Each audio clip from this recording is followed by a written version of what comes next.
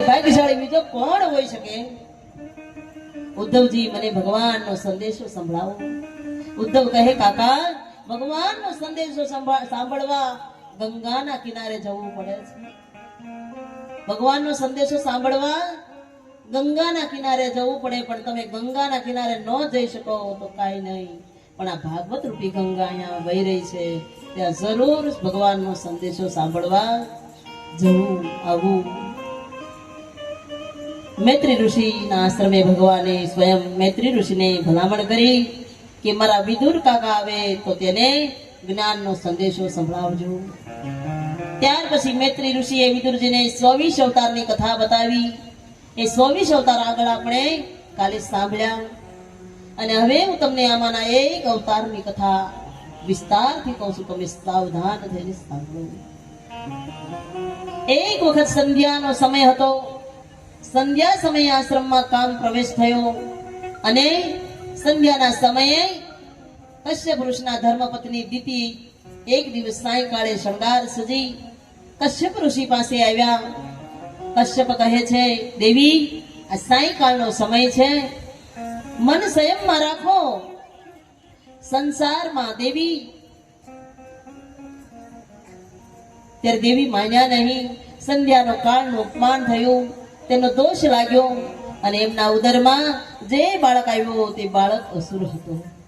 સંધ્યાના સમયે ભગવાનનું ભજન કરવું, એટલે કહ્યું છે કે સંધ્યા સમયે માત્ર હરિભજન કરવું. સંધ્યાના સમયે બે દેવો નિર્બળ બને છે, મનના દેવ ચંદ્ર અને બુદ્ધિના દેવ સૂર્ય. આ બંને દેવો સંધ્યા સમયે નિર્બળ બને છે, માટે સંધ્યા સમયે ભગવાનનું ભજન કરવું. શાસ્ત્રમાં કહ્યું છે, સૌભાગ્યવતી સ્ત્રીમાં લક્ષ્મીનો અંશ છે. સાયંકાળે લક્ષ્મી નારાયણ દ્વાર પર આવે છે, તે વખતે ઘર બંધ હશે તો લક્ષ્મીજી જય શ્રી કૃષ્ણ કહીને ચાલ્યા જશે. ક્યારેય સંધ્યા સમયે ઘર બંધ કરવું નહીં. ઘરને ક્યારેય તાળું મારવું નહીં. ફરવા જવું હોય તો જજો, પણ સૂર્યાસ્તમાં આવે ત્યારે પાછા ઘરે આવી જજો. પણ આપણે અહીંયા સંધ્યાના સમયે બધાને બહાર જ જવાનું હોય, ઘરમાં ખાવું જ નથી. હે ભાઈ બહારથી નોકરીએથી આવે એટલે આ તાળા માર્યા તૈયાર થઈ ગયા હોય, આવે એટલે જવાનું. પછી કે આપણે કેટલું કેટલું કમાવી માતાજી, પણ અમારા ઘરે કઈ લક્ષ્મી જ નથી. પણ લક્ષ્મી જયારે આવે ત્યારે તો તમે તાળા મારીને બહાર જતા રહ્યો છો. સંધ્યાને સમયે ઘરને ક્યારેય બારણા બંધ કરવા નહીં. લક્ષ્મી જરૂર તમારે દ્વાર પર આવે છે, પણ તમે જ્યારે દરવાજા બંધ કરીને બહાર જાઓ છો ત્યારે લક્ષ્મીજી જય શ્રી કૃષ્ણ કહીને ચાલ્યા જાય છે. આવો મનોજભાઈ, મુકેશભાઈ, હરજીભાઈ, આજ તો તમે અહીંયા નહીં બેસો, ફુવારામાં જ બેસજો. બાપુએ સરસ મજાના ગોઠવા છે, સરસ સરસ. સંધ્યા સમય સ્ત્રીઓએ ક્યારેય પોતાનું માથું ઓળવું નહીં, ઘર બહાર જવું નહીં. સંધ્યા સમય ઈષ્ટદેવ તેમજ તુલસીની પૂજા કરો, ભગવાન આગળ ધૂપ દીપ કરો. અને એમાંય અત્યારે અધિક મહિનો છે, અને કાલે 11 છે, સુદ 11 છે. પદ્મ પુરાણમાં લખ્યું છે કે સુદ 11 છે. અધિક માસમાં જે તુલસીની કાંડી લઈ, તુલસીની દાંડી લઈ એની ફરતું રૂ વીટી અને ગાયના ઘીમાં દીવો કરે.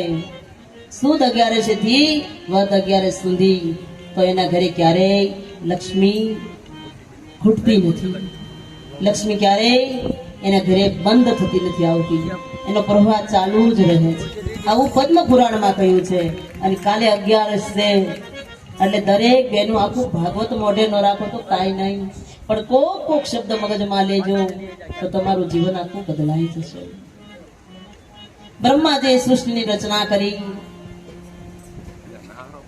એમાં મનુ અને શત્રુપાનું જોડું ઉત્પન્ન કર્યું. બ્રહ્માજીએ સંસાર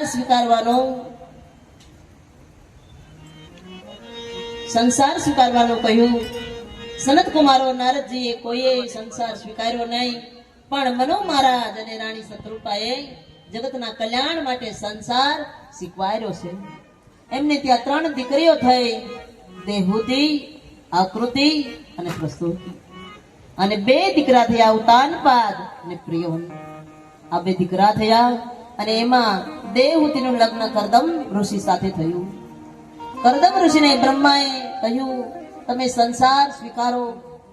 કરદમ કહે, મારે ત્યાં બ્રહ્મ જેવો દીકરો થાય તો મારે સંસાર સ્વીકારવો છે, નહીતર નહીં. બ્રહ્માજીએ ભગવાન નારાયણની ઉપાસના કરવાનું કહ્યું.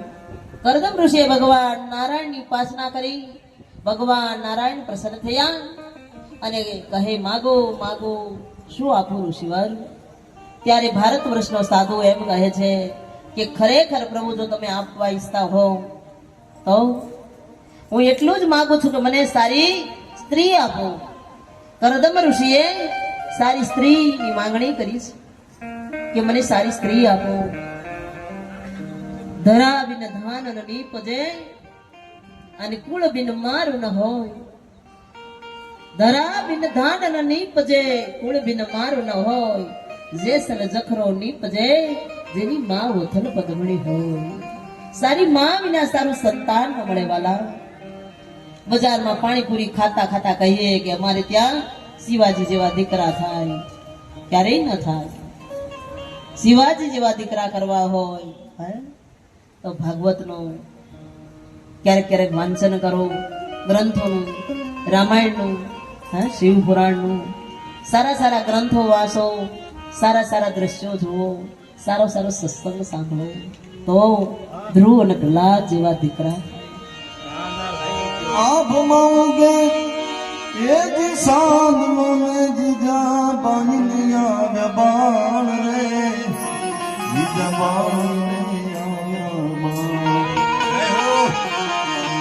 आप मांगे ये किसान में जिजा बन लिया जबान रे, जिजा बन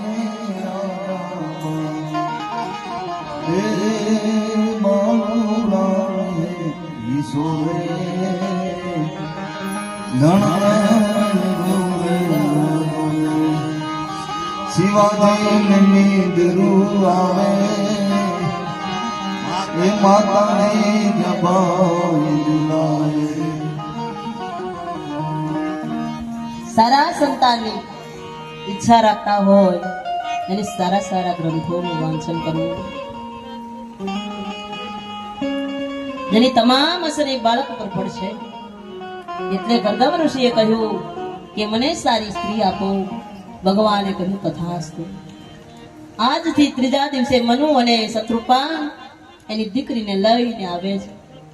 ત્યારે તેનો હાથ તમે સ્વીકારજો, તેની સાથે લગ્ન કરજો.